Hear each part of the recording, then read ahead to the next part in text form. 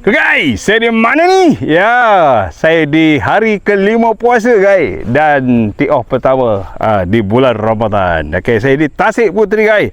Hari ni berita baik, saya nak umumkan siapakah dia pemenang songkok yang bertuah itu. Saya dah pilih 3 pemenang. Dengar pantun yang saya baca. Main golf bukan benda yang mudah, barang pun mahal, na'udzubillah. Target mesti satu, jangan ubah. Yang penting jangan lupa songkok Tok Abah. Ini pemenang yang pertama daripada siapa? Rizki. Tahniah Rizki, anda berjaya memenangi songkok. Okey, yang keduanya daripada SNS, ESENES. Songkok Tok Abah cantik bergaya, amat selesa bila dipakai. Ilmu MK amat berguna, kaki golf saja tahu menilai. Cayalah. SN menang juga.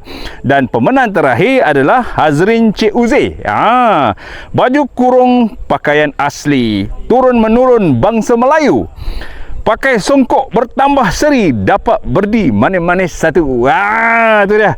3 orang pemenang. Jadi kepada Rizki, kepada Essence, kepada Hazrin, anda boleh collect songkok anda di kedai songkok Tok Abah di Taman Medan Kuala Lumpur kan.